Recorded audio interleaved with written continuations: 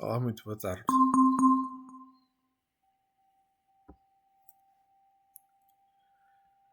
Meu nome é Carlos Silva e estamos no estudo do Livro dos Espíritos. Hoje vamos ter o episódio 58.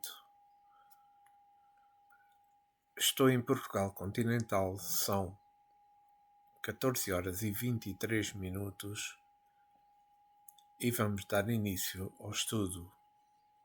Mas não antes de pedirmos ao nosso Mestre Jesus, ao nosso amigo espiritual, ao nosso guia espiritual, que ele se ilumine nesta altura, neste momento que vamos ler perguntas e respostas do Livro dos Espíritos, para que o nosso discernimento sobre estas perguntas e respostas sejam proveitosas para todos nós.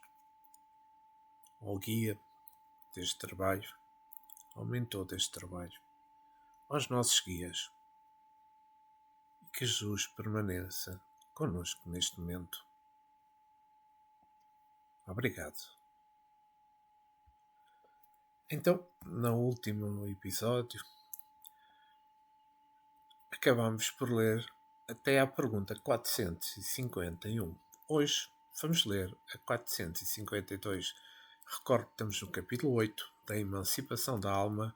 Estamos sob o tema Dupla Vista e a pergunta 452 é a seguinte: é exato que certas circunstâncias desenvolvem a segunda vista?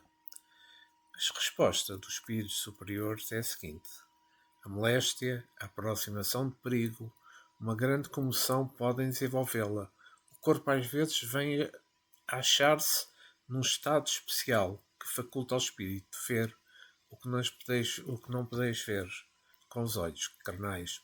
E Allan Kardec faz um pequeno comentário sobre esta pergunta 452, dizendo: nas épocas das crises e das calamidades, as grandes emoções, todas as causas, enfim, super-excitação do moral provocam não raro o desenvolvimento da dupla vista. Parece que a providência, quando um perigo nos ameaça, nos dá um meio de conjurá-lo. Todas as seitas e partidos perseguidos oferecem múltiplos exemplos desse facto. Então estamos a falar aqui no desenvolvimento da segunda vista, não é? É que certas circunstâncias desenvolvem a segunda vista, como Allan Kardec diz no comentário, enfermidades, emoções que venham a afetar a alma.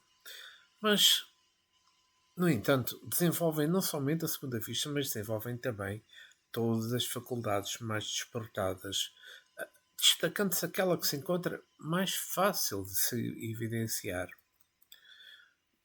Nós, enquanto encarnados, e o encarnado se encontra, por exemplo, à beira da morte, no dizer dos próprios homens, não é? Certamente que esse espírito está a ver alguma coisa no mundo espiritual. Porque, afrouxando-se os laços do espírito pelas circunstâncias, porque ele passa. Às emoções violentas correspondem exercícios acentuados. No campo dos dons espirituais, esses despertam.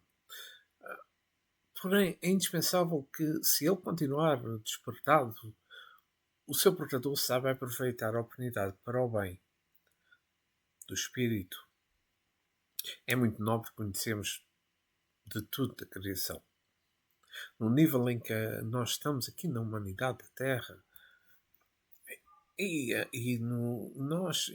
toda, digamos, a humanidade da Terra, a necessidade mais urgente é a transformação interna das criaturas, porque mudando-se por dentro, a lei faz mudar por fora. Que é feliz na intimidade, a felicidade se estende no exterior, trazendo para junto da criatura a paz que já existe no centro da alma.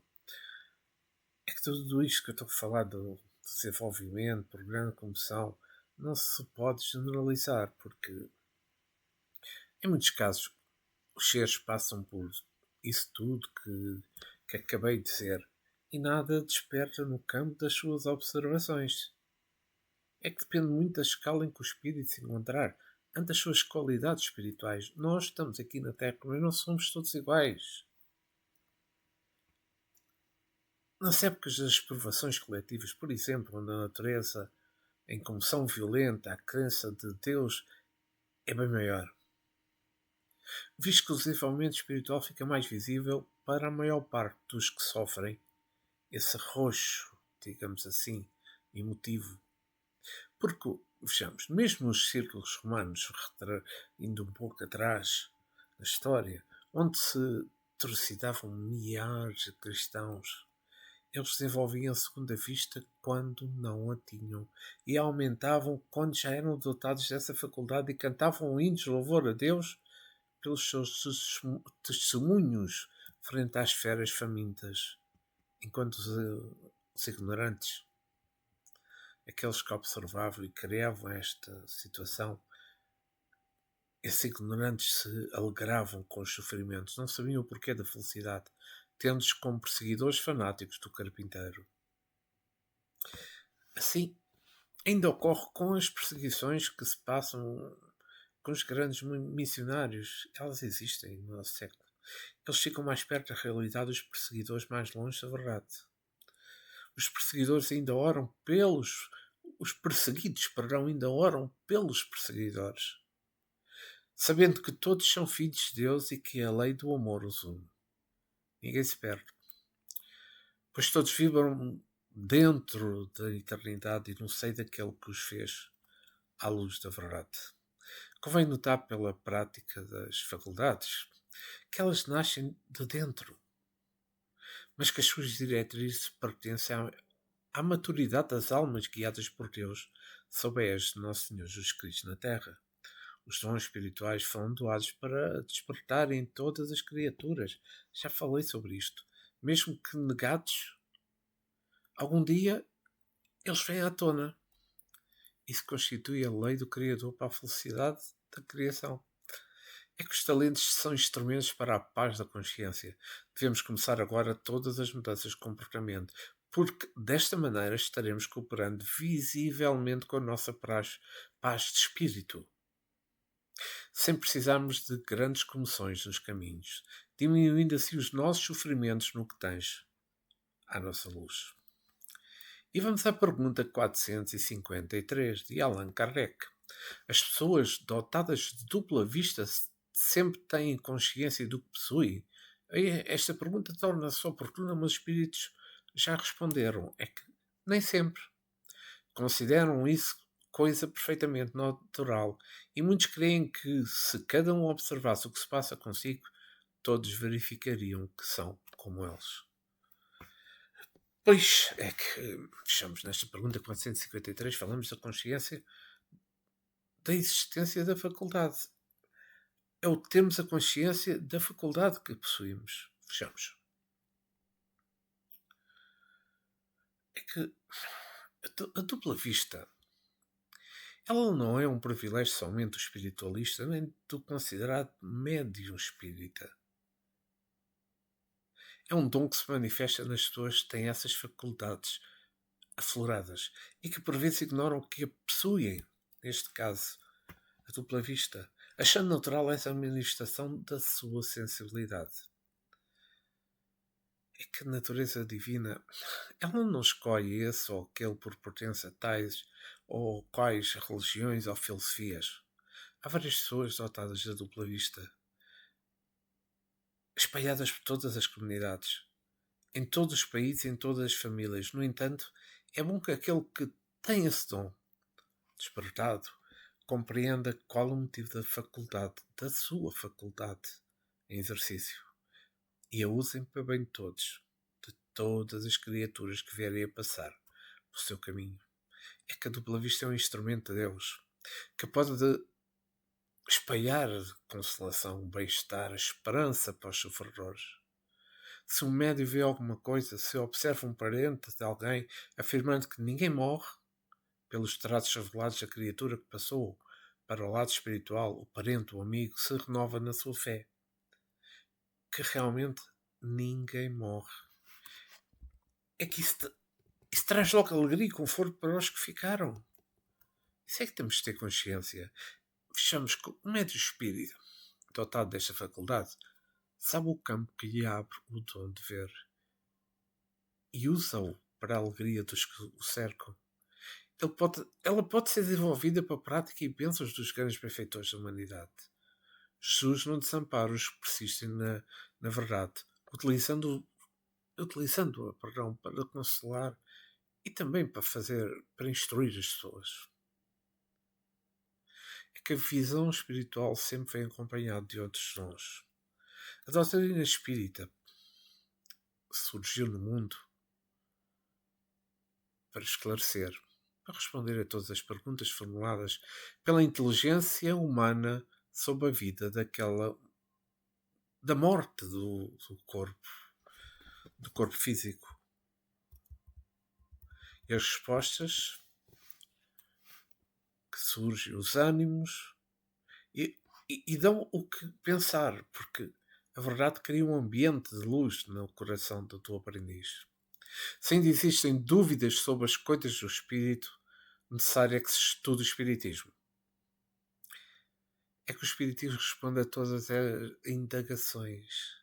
Ainda mais, ensina a perguntar outras coisas que antes não se sabia. Um exemplo é que nem todos sabem que possui a dupla vista.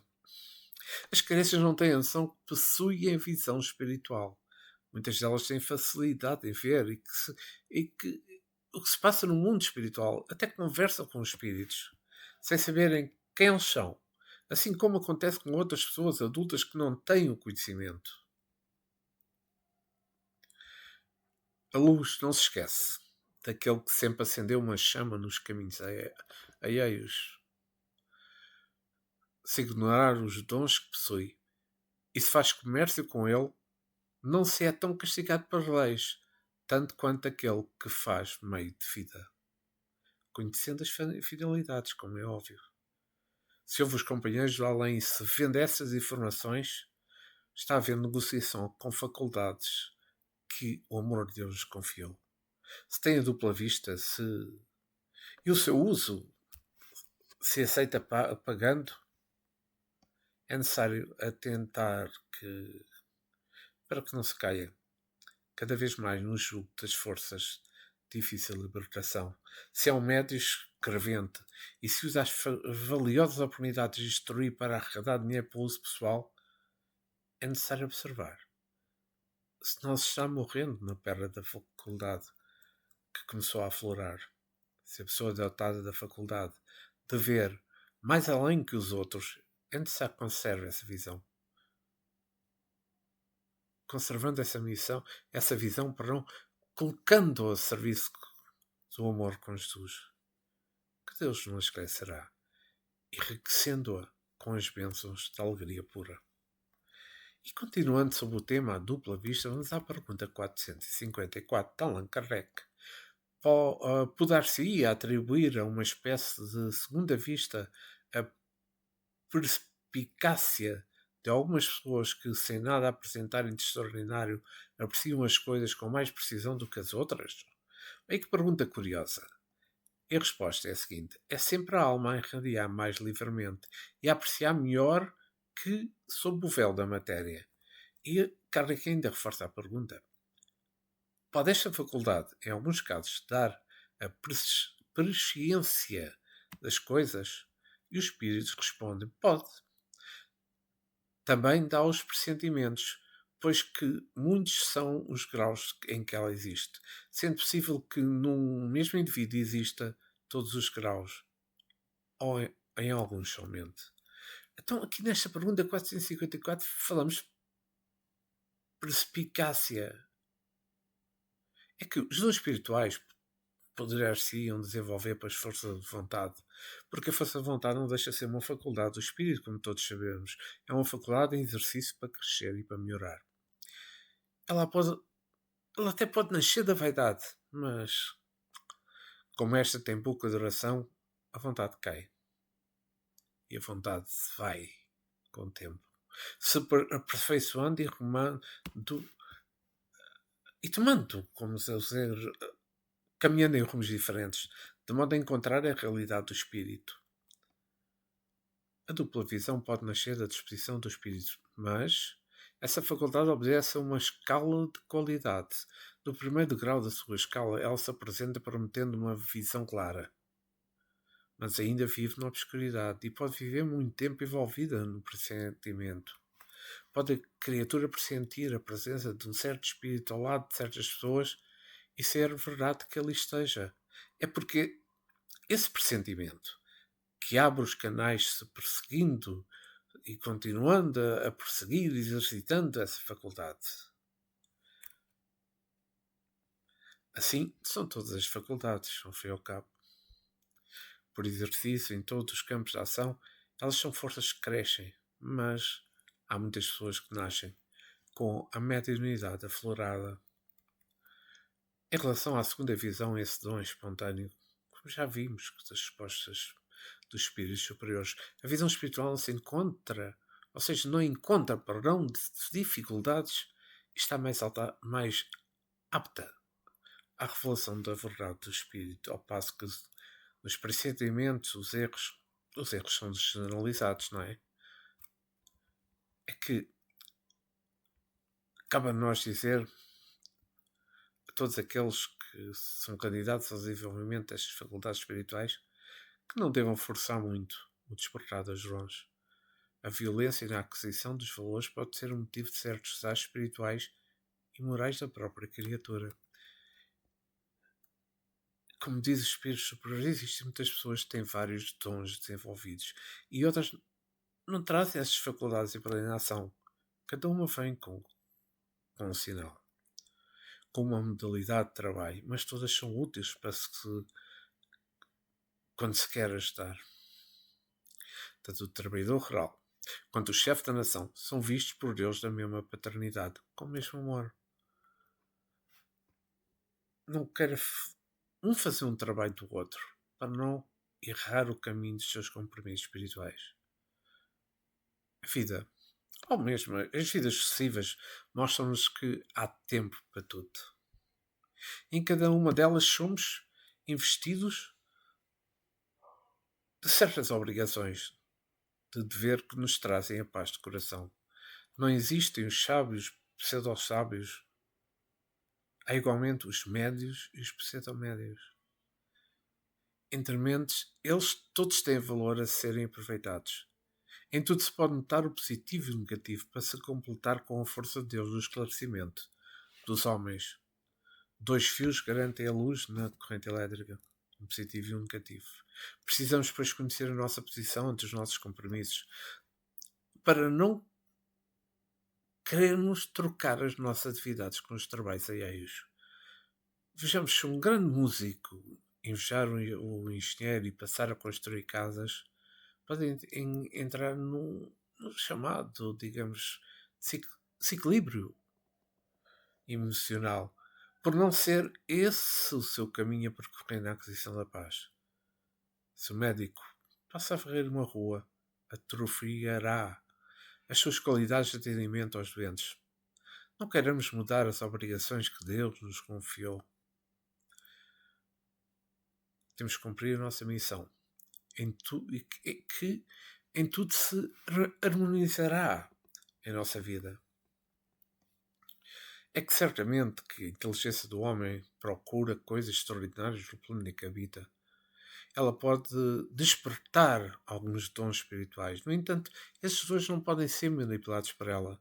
Cada um se encontra em um extremo, com feições diferentes no seu exercício, um divino e outro humano.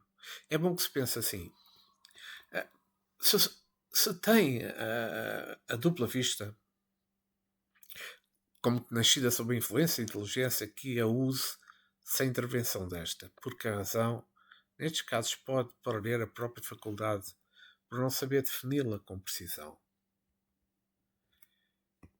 E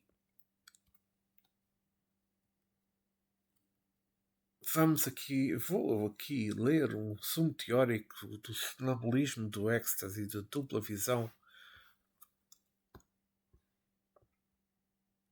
O comentário de Allan Kardec, pergunta 455.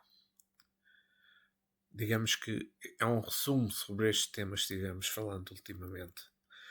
Os fenómenos do sonambulismo natural se produzem espontaneamente e independente de qualquer causa exterior conhecida. Mas em certas pessoas dotadas de especial organização, podem ser provocados artificialmente pela ação do agente magnético. O estado que se designa pelo nome de sonambulismo magnético apenas difere do sonambulismo natural, um é provocado enquanto o outro é espontâneo. O sonambulismo natural constitui facto notório, que ninguém mais se lembra de pôr em dúvida, não obstante o aspecto maravilhoso dos fenómenos que alegar. Porque seria então mais extraordinário ou racional o sonambulismo magnético, apenas por produzir artificialmente como tantas outras coisas? Os charlatães exploram, dizem. Razão demais para que não lhes seja deixado nas mãos. Quando a ciência se houver apropriado dele, muito menos crédito terão os charlatães junto das massas populares. Enquanto isso não se verifica como o sonambulismo natural ou artificial é um facto. E como contra todos os factos não há raciocínio possível, vai alegalhando terreno apesar da má vontade de alguns no seio da própria ciência, onde penetra por uma imensidade de portinhas, em vez de entrar pela porta larga. Quando lá estiver totalmente, terão de conceder direito à cidade. Para o espiritismo, o sonambulismo é mais que um fenómeno psicológico. É uma luz projetada sobre a psicologia. É aí que se pode estudar a alma, porque é onde se mostra a descoberto. Ora, um dos fenómenos que a caracteriza que é a clara evidência independente dos órgãos ordinários da vista. Fundam-se os que contestam esse facto que o sonambulismo nem sempre vê, e há vontade do experimentador como os olhos, será de admirar que difiram dos efeitos quando diferentes são os meios. Será que racional que se pretende obter os mesmos efeitos quando há e quando não há instrumento? A alma tem as suas propriedades, como os olhos têm as suas, como por julgá-las em si mesmas e não por analogia. De uma causa única se origina a clara evidência do sonambulismo magnético e do sonambulismo natural. É um atributo da alma, uma faculdade inerente a todas as partes do ser incorpóreo que existe em nós e cujos limites não são os outros. Não são outros, senão os assinados à própria alma.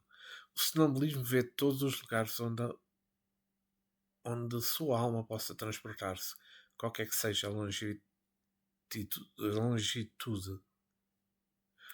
No caso da visão à distância, o sonambulismo não vê as coisas onde está o seu corpo, por meio de um telescópio. Vê-as presentes, como se achasse no lugar onde elas existem, porque a sua alma, em realidade, lá está. Por isso é que o seu corpo fica como que aniquilado.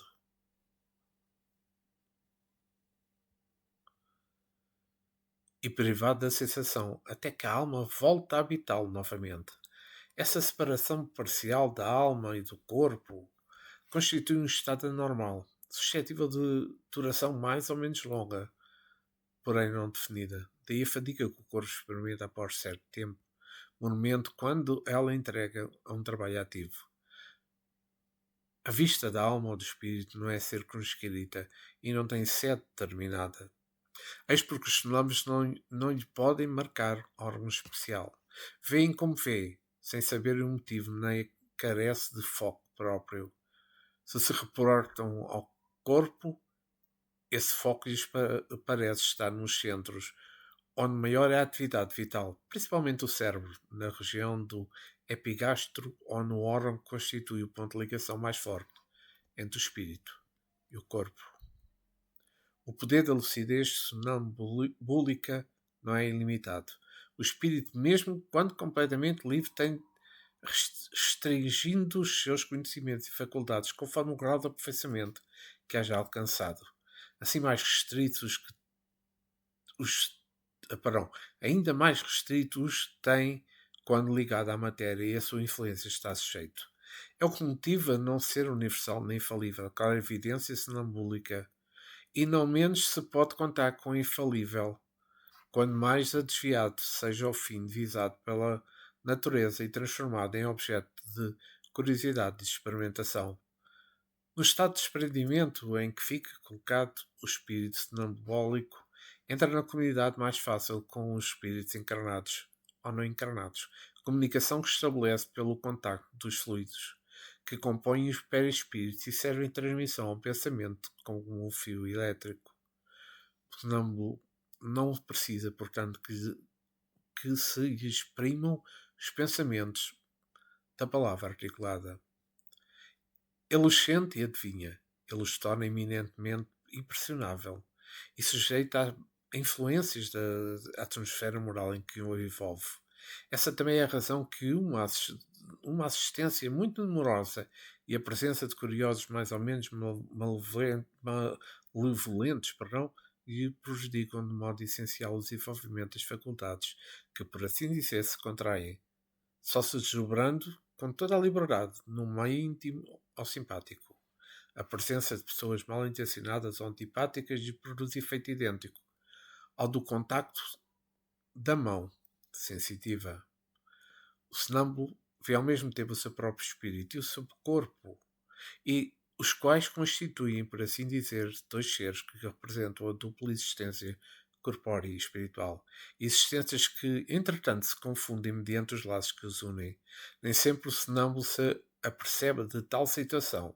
Essas dualidades faz com que muitas vezes fale de si como se falasse de outra pessoa.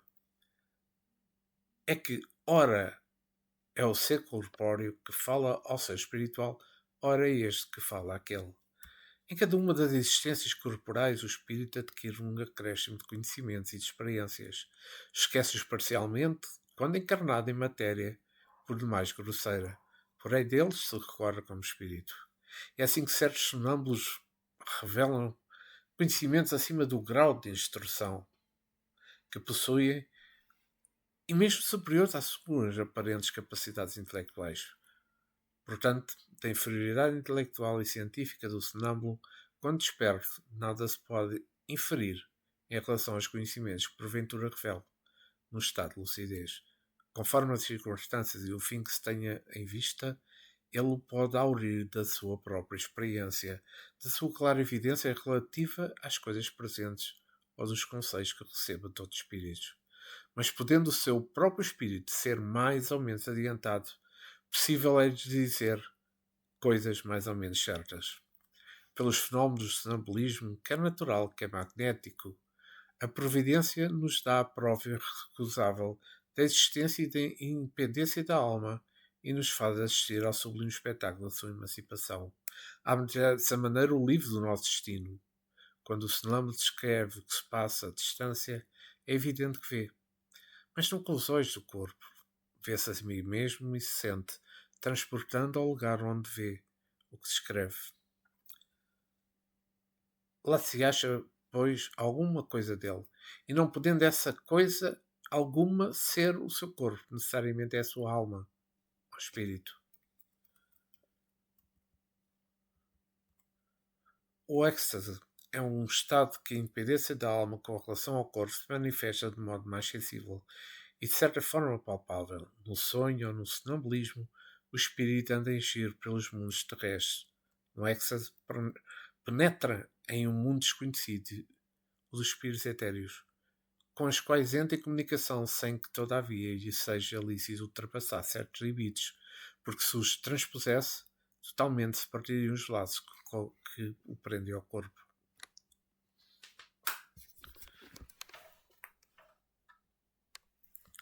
Cercam então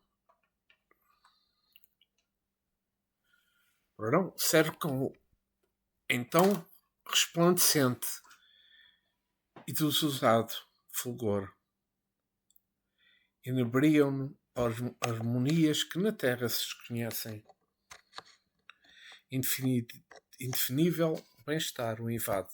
Goza antecipadamente da beatitude celeste. E bem se pode dizer que pousa um pé no limite da eternidade. Este é um comentário enorme sobre o resumo destes factos que falámos, sobre o sonambulismo, sobre o êxtase, sobre a dupla vista. é que, só terminando a parte do comentário de Allan Kardec, o sonambulismo natural e artificial, o exa e a dupla vista são efeitos vários, ou modalidades diversas de uma mesma causa. Esses fenómenos, como os sonhos, estão na ordem da natureza. Tal a razão por não existindo em todos os tempos. A história mostra que foram sempre conhecidos e até explorados desde a mais remota antiguidade, e neles se nos separam a explicação de uma imensidade de factos que os preconceitos fizeram fossem tidos por subnaturais. Pois este aqui é um resumo, digamos, que Kardec faz sobre estes temas, digamos, a falar. E nisto passamos para o capítulo 9, da intervenção dos espíritos no mundo corporal. Neste capítulo, precisamente, vamos falar da faculdade que têm os espíritos de penetrar nos nossos pensamentos. Falamos da influência oculta dos espíritos em nossos pensamentos e atos, processos convulsionários, a afeição que os espíritos votam a certas pessoas, os anjos guardiães, ou anjos da guarda, espíritos protetores familiares ou simpáticos, influência dos espíritos nos acontecimentos da vida, a ação dos espíritos sobre os fenómenos da natureza, os espíritos durante os combates, pactos, poder oculto, talismãs, feiticeiros, bênçãos e maldições. E vamos começar. Como eu disse neste capítulo 9, vamos começar sobre o tema faculdade tem os espíritos de penetrar nos nossos pensamentos. Isto é curioso, mas é extremamente importante entendermos, que leva-nos a pensar. Na pergunta 456, Allan Kardec questiona: veem os espíritos tudo o que fazemos? Olhem bem a resposta dos espíritos superiores. Podem ver, pois constantemente vos rodeiam. Cada um, porém, só vê aquilo a que dá atenção. Não se ocupam com o que lhes é indiferente. Então, aqui desta pergunta estamos a falar de uma coisa que muita gente não acredita, muita gente pensa, isto não é assim, estas coisas não são assim e tal. Mas os espíritos, aqui, falando destes espíritos, nós estamos a falar, ao fim e ao cabo, das nossas companhias. É que os espíritos podem ver o que nós encarnados fazemos se derem atenção aos factos do que estamos a fazer. Há espíritos indiferentes às ações dos homens, que procuram sempre o que os satisfaça. No entanto, existem aqueles que se assemelham aos próprios homens e que gostam de assistir aos malfeitos dos semelhantes e propagá-los. Assim são os espíritos deste mesmo naipe. Observam os encarnados e tomam o tempo necessário para anotações dos malfeitos dos que eles cercam, alimentando os seus interesses inferiores na maledicência. Mas há também os bons espíritos, claro, que acompanham as criaturas, anotando a caridade que elas fazem e as estimulam para que continuem a fazer, melhorando assim o seu padrão espiritual. A criatura está sempre rodeada de testemunhas espirituais. Os espíritos nobres que acompanham os seus tutelados estimulam as reformas interiores, inspirando-se para a caridade e fazendo com que eles se lembrem dos grandes vultos da humanidade, pelos seus exercícios de amor à grande vontade. À causa da, perdão, não grande vontade, mas à causa da verdade. A classe de espíritos, como todos sabemos, são numerosas, como certamente são o dos homens que vivem sob o peso da carne. Cada criatura pertence, como já falei várias vezes, a uma escala espiritual de vida e tem educação compatível com o seu tamanho espiritual, não é? Se poderei dizer isto. É neste sentido que a doutrina espírita convida todos os encarnados para melhorar os seus sentimentos, no sentido de que as companhias do mundo espiritual possam se modificar melhor. Somente somos atraídos aos nossos semelhantes e somente se atraímos os que vibram por dentro. Ou seja, vou repetir, eu acho que é que somente somos atraídos o que vibramos por dentro e não o que vibra por dentro. O que vibramos, as nossas emoções, os nossos pensamentos. Não podemos esconder o que somos. Os nossos pensamentos falam em linguagem que os mais elevados escutam e conhecem, assim como o nosso estado mental. Também os espíritos fora da carne têm as suas companhias espirituais que às vezes não percebem. Elas participam nos nossos pensamentos, na sutilidade da vida e sabem-nos dar as respostas às nossas indagações. Se somos inferiores, certamente ficamos envolvidos em ondas de baixa vibração. Se superiores, somos defendidos pelas nossas atitudes, no amor universal, que alimentamos e desprendemos para todos os rumos da vida. Quem deseja encobrir a verdade e esconder os seus factos inferiores está enganando a si mesmo. E muito pior, querendo enganar Deus. Nada fica em segredo com a natureza. Tudo vem à tona, na expressão de luz pelas leis de Deus. Mesmo que conseguimos enganar os espíritos que nos rodeiam, não adiantaria, porque tudo o que fazemos ou pensamos é gravado pela consciência e depois eu irradio em todas as direções do universo. É que o Espiritismo tem sabedoria que entende até onde se encontram os espíritos de todos os tipos, de todas as classes a propagá-la. Quando descobrimos essas verdades, passamos a melhorar nós mesmos, sem cogitar dos malfeitores alheios. E a vida passa a nos interessar onde a esperança alimenta a alegria de viver. Com Jesus nós começamos a nos interessar somente pelo bem da humanidade. E se nós somos parte dela, certamente que esse bem nos irá atingir. E vou continuar com esta parte de faculdade que os espíritos têm de penetrar nos nossos pensamentos. Na pergunta 457, podem os espíritos conhecer os nossos mais secretos pensamentos? Olhem bem esta resposta. Muitas vezes chegam a conhecer o que desejarias ocultar de vós mesmos, nem atos, nem pensamentos, se lhes posseis dissimular. Mas Kardec falta a perguntar, assim? Mais fácil nos seria ocultar de uma pessoa viva qualquer coisa do que esconder dessa pessoa depois de morta? Certamente, respondem os espíritos. Quando vos julgais muitos ocultos, é comum ter-vos a vosso lado uma multidão de espíritos que vos observam. Pois, isto é aquela coisa que muita gente não gostava de ouvir. Mas eu vou falar um pouco sobre os nossos pensamentos. É o que me relaciona. Né? É o que eu acho que está relacionado com esta pergunta 457. É que a telepatia é um facto comum entre os espíritos, de modo que as vibrações mentais têm voz na dimensão que lhes é própria. Os espíritos elevados podem observar os nossos mais secretos pensamentos. No entanto, existem espíritos que não conseguem conhecê-los por se encontrarem em vibrações baixas. Tudo se prende à evolução de cada um. Os espíritos conseguem manter os seus pensamentos ocultos aos seus inferiores, mas não podem fazê-lo em relação àqueles que são superiores. É que a vida é uma sucessão de valores na pauta da sabedoria e até a Deus. Nada é oculto que Deus não venha a saber, por Ele ser o Senhor de todas as ciências do universo. O que há de vir, não tão longe como se pensa, o homem vai dominar a telepatia e poderá conversar à distância na mais perfeita concordância com os outros. Os exemplos são os médios, que já recebem livros e mais livros por esse processo telepático. O espírito pode estar em grandes distâncias e transmitir para os médios que estes recebam como se estivessem a ouvi-lo frente a frente, até com mais nitidez. O treino mais comum para a mediunidade é a leitura a sós. Deste modo, está-se conversando com si mesmo. Com os recursos da telepatia, esse exercício vai se estendendo até chegar a ouvir sem embaraço os espíritos, ou mesmo as conversações dos homens à distância.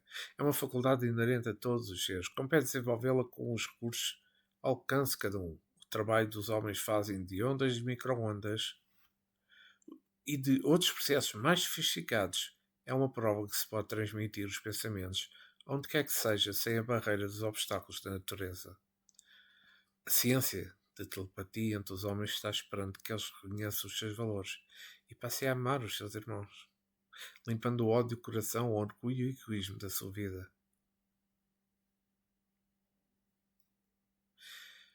O que nós temos de pensar é que tudo melhora por fora à medida que se melhora por dentro da nossa alma. Nossos pensamentos são forças divinas que podem nos trazer a paz da consciência. Podem nos fartar das coisas materiais. Podemos nos vestir e assegurar nosso equilíbrio em todos os corpos que nos servem nos caminhos da vida. Quando a criatura se julga muito só,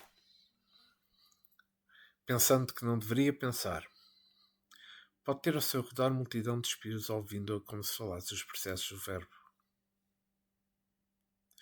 Os nossos pensamentos nos mostram o que somos na realidade, porque quando entramos pensando, escrevemos no livro de Deus, que fica aberto para todos lerem, mas todos mesmo. Então vamos mais uma pergunta, a 458. Que pensam de nós os espíritos que nos cercam e observam? Pois esta resposta dos espíritos superiores é: depende. Os levianos riem das pequenas partidas que os pregam e zombam das nossas impaciências. Os espíritos sérios se condoem dos vossos reveses e procuram ajudar-vos. Aqui é a continuação da pergunta anterior, é que estamos a falar de conceito e de diligência, não é? É como diz os espíritos superiores, os espíritos levianos. Quando cercam os encarnados, observam os seus pensamentos. Quando inferiores, riem e fazem histórias. É o ambiente natural deles, sempre comparando com os homens falam, com o que fazem e o que pensam, principalmente quando aqueles estão a dar conselhos aos outros. A vida é um instrutor ou um conselheiro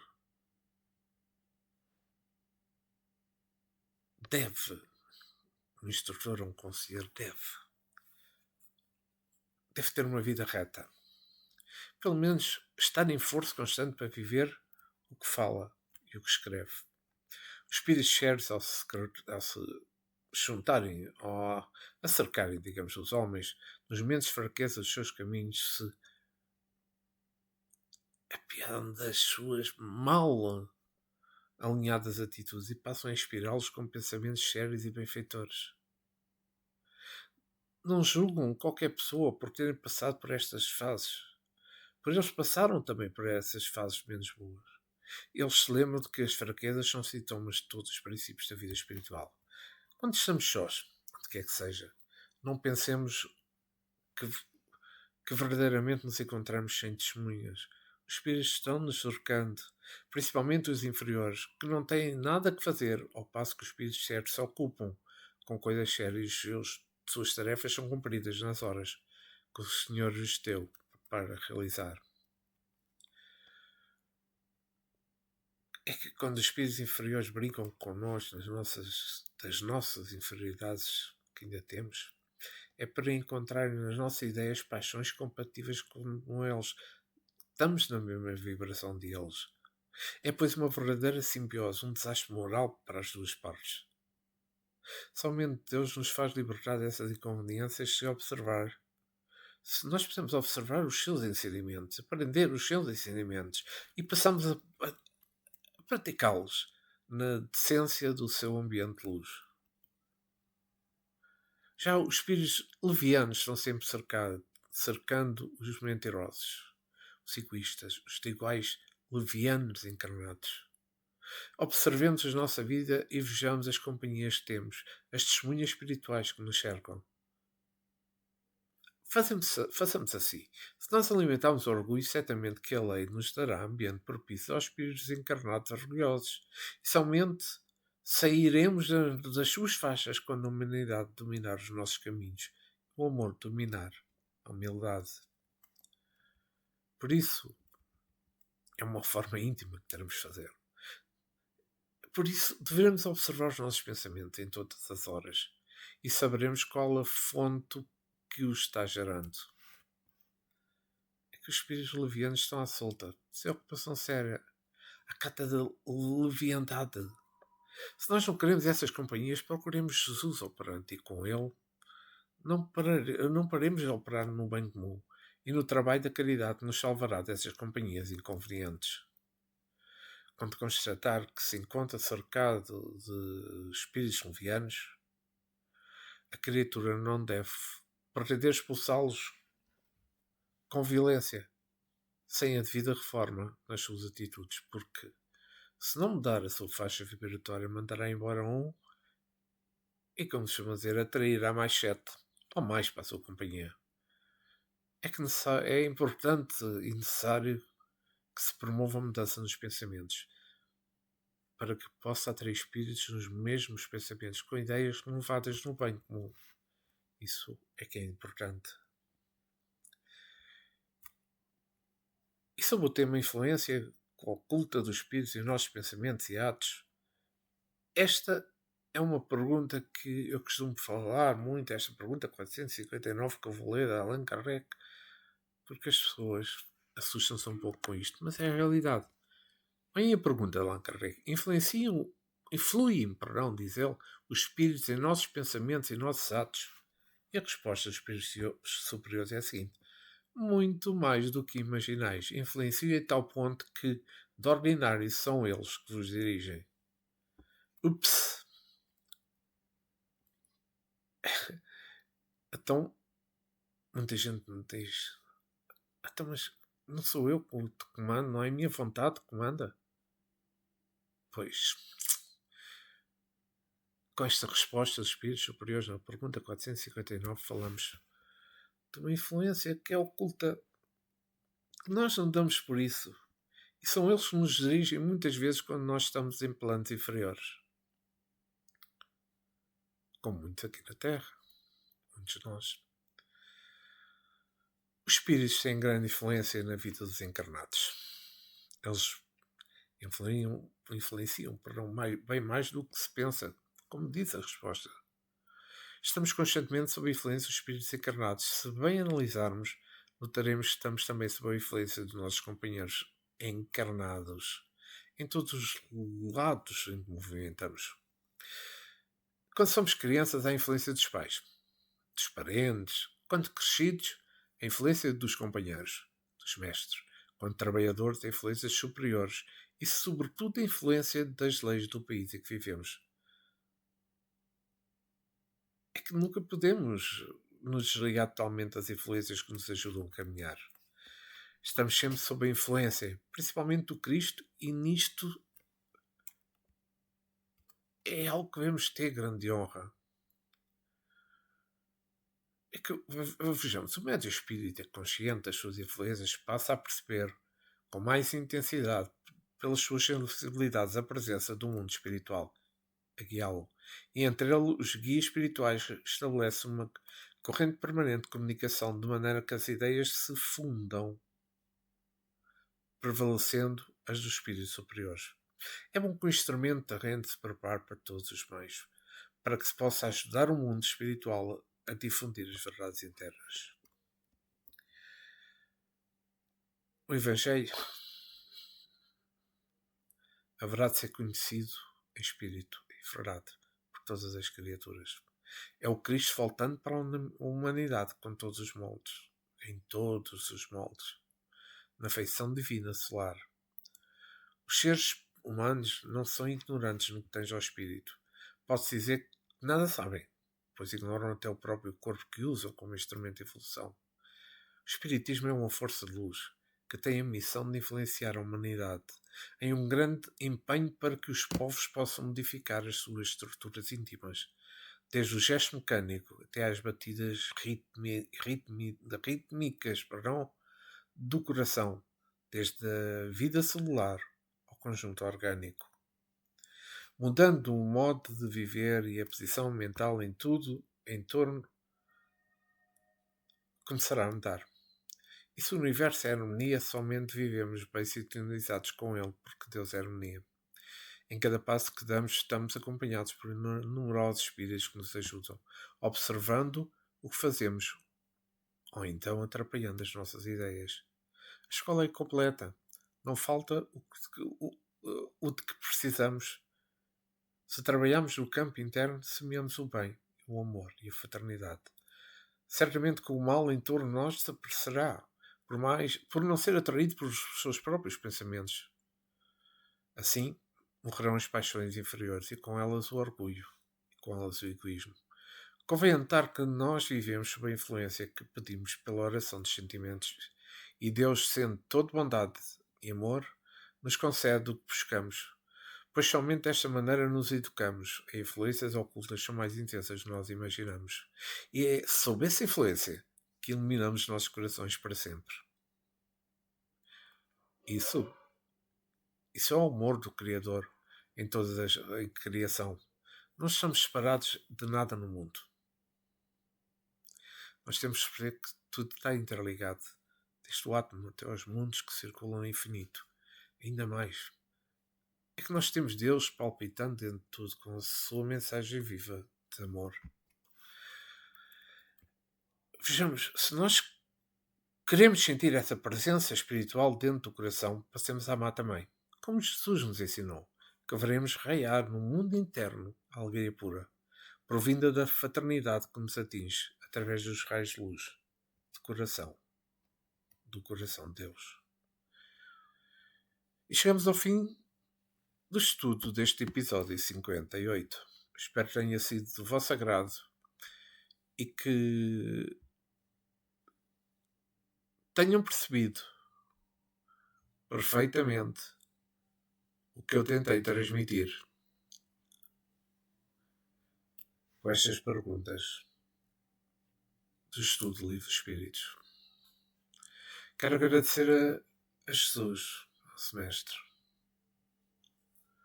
nosso irmão maior, nosso amigo espiritual, por este momento de paz, de harmonia, de discernimento. Aumentou deste trabalho aos nossos guias, por tudo o que permitir-me que nós escutássemos para a aprendizado de realmente o que se passa na nossa vida na Terra e também na vida espiritual. Da necessidade de o amor de Cristo entrar nos nossos corações. Da necessidade das nossas formas íntimas, urgentes. Obrigado, Jesus. Ficai sempre em nossos corações, agora e sempre. E que assim seja. Obrigado por terem escutado este episódio 58. Para a semana voltarei com o episódio 59. Tenham um bom fim de semana. Até breve.